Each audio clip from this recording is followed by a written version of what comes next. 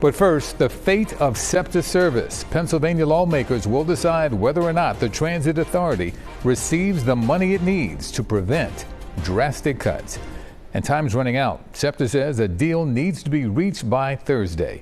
Good evening, everyone. I'm Yuki Washington. Tonight, the state Senate has approved a new funding plan to avoid major service cuts at the end of this month. But now that plan heads back to the House, where it is expected to face challenges. CBS Philadelphia's Alicia Roberts explains. One day after the Pennsylvania House passed a SEPTA funding package, State Senator Joe Picozzi from Northeast Philadelphia introduced an amendment to that bill. Under his plan, funding for mass transit would be drawn from the Pennsylvania Transit Trust Fund. Picozzi called the bill a, quote, bridge to fund SEPTA for the next 2 years and give time to plot out a long-term plan. This proposal is the only viable plan that keeps service running past the August deadline.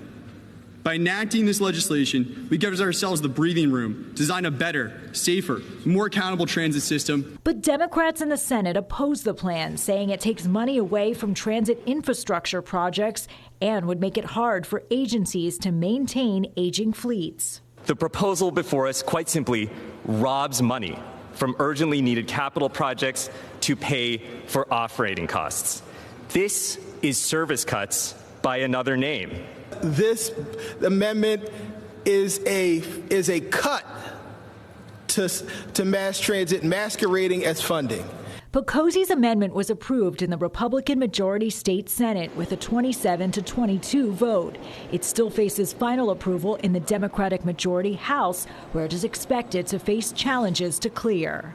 If money is not approved by this Thursday, SEPTA will start rolling out cuts to bus, train, trolley, and subway services starting August 24th. That's just one day before Philadelphia students go back to class. In a statement, SEPTA says in part, quote, we expect to remain in close contact with all parties in this negotiation as we continue to await a solution that will provide adequate, sustainable funding for SEPTA's future. Alicia Roberts, CBS News, Philadelphia.